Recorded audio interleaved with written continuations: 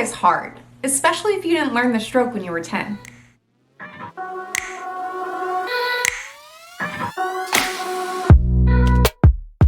Today's video is all about butterfly timing. I've included timestamps at the beginning of each topic so you can scroll through and pick the topics that are most relevant for you. Let's get it going. Butterfly timing is everything, everything, everything. If you are struggling through your butterfly stroke, chances are your timing is off. That's okay. Let's dive into the details and fix that now. There should always be 2 kicks per stroke. 1 kick at the front of the stroke when your hands are entering the water, and 1 kick at the back of the stroke when your hands are exiting the water. The most common mistake I see is athletes completely missing the second kick. If you miss that kick, you will automatically lose your rhythm and you'll have to muscle your arms back to the front of the stroke. This will cause you to become exhausted really fast. Now, what happens if you nail that second kick? That kick will help you pop your arms out of the water and the momentum will help you get them back to the front of your stroke. When you get tired during repeats, the second kick is the first thing that goes. You have to override that feeling and make sure you hold a strong second kick or else you'll lose the entire stroke. In the next section, I'll give you a step-by-step guide on how to nail down your timing. This past weekend, I was private coaching one of my athletes and I noticed she was missing her second kick in fly. This was the first time that we'd worked on fly together, so I was able to spot it immediately. Here is everything I did to help her find it. It was lost and it has been found. Now, she was able to find it within our training session, but I was expecting it to take a few weeks or months. Butterfly timing is hard. Stay with it and it'll pop into place. The first thing you have to do is hear the rhythm. Before we did any swimming, we said the rhythm together. It sounds like this. 1, 2, 1, 2, kick, kick. 1, 2, 1, 2, kick, kick. 1, 2, 1, 2, kick, kick.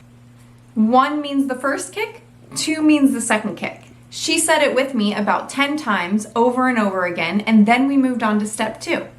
In step 2, grab your kickboard and focus only on kicking to the rhythm. For this portion, we said the rhythm together 3 times before she pushed off the wall.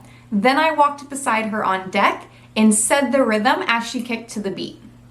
1, 2, 1, 2, kick, kick. 1, 2, 1, 2, kick, kick. We did 4 25s like this and then we moved on to step 3. Step 3 is now practicing the kick in all directions.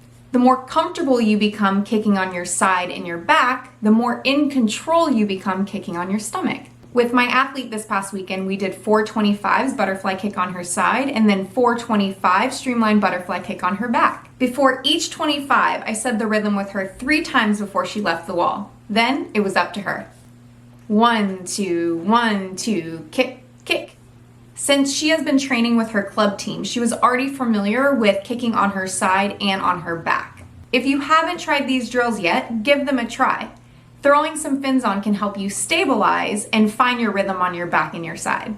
You've made it to step 4. Now it's time to layer in one arm. This part is important.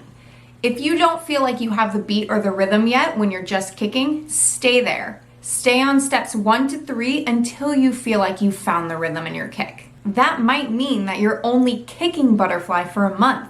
That's fine. You have to develop the kicking base before you can layer in the arms.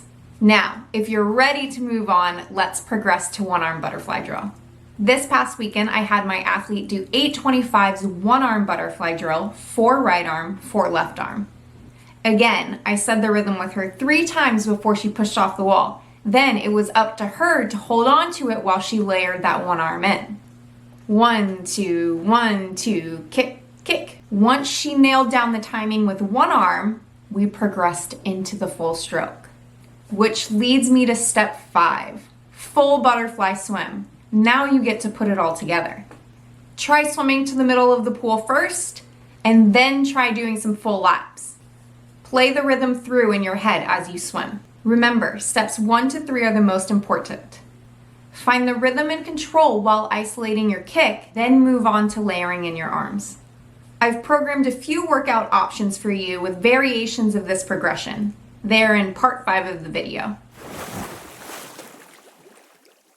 Now, let's do a quick overview of butterfly kick mechanics so you can have peace of mind that your technique is correct as you're working on your timing. First, your head is neutral, looking straight down at the bottom of the pool. The kick actually starts at your chest, then flows down through your core and hips, and then the energy that you produce actually fires out through your legs and your feet. Your legs whip down to follow through the movement. The stars of the show in butterfly are your chest and your hips. There always has to be a star of the show. The analogy that I always use is that they work like a seesaw. As the chest goes down, the hips come up, and as the hips go down, the chest comes up. When you're kicking with a kickboard, you will feel the connection between your chest and your hips. Allow yourself to feel the rhythm and push your chest down a little bit harder to feel your hips pop up a little higher. Only push your chest down to follow through the movement as it's naturally flowing down. Don't force it. Your feet should be in a relaxed pointed position so they can truly follow through the movement. Just like in freestyle, if they're actively pointed or flexed, they'll end up blocking the flow. Let's talk equipment. There are 2 training aids that can help you on your butterfly journey.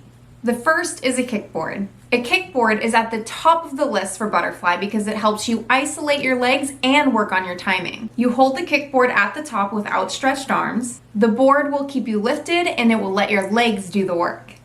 Kickboards range anywhere from $10 to $25 and they are key in working on your butterfly kick. The second are fins. There are long blade, medium blade, and short blade fins. For freestyle, I always recommend long blade fins for athletes that are just starting out. For butterfly, I always recommend medium or short blade fins. Medium and short blade fins give you more of that pop and power that you're looking for in your butterfly kick. They are also smoother when you start to pick up your tempo, and they help balance out the overall power of your stroke. There are a ton of fins in the marketplace. Most short and medium blades range from a $30 to $60 price point. There are some higher price point fins that are geared towards elite swimming. They are wonderful, but you don't need them when you're first starting your journey. Now, let's dive into some workouts that can help you with your butterfly training. I've added fins and kickboards to these workouts. If you are prioritizing equipment, the kickboard is the most important piece. You can also do these drills without fins. Let me know if you do any of the workouts. I love hearing from you guys. If you have made it this far, thank you for watching. There are more pieces to the butterfly puzzle that you can refine after you nail down the butterfly timing. Keep your focus on timing first. Like and subscribe if you enjoyed the video. In the next video, we'll be doing a deep dive on flip turns, so look out for that if that's a skill that you're working on. I'll catch you guys in the next one.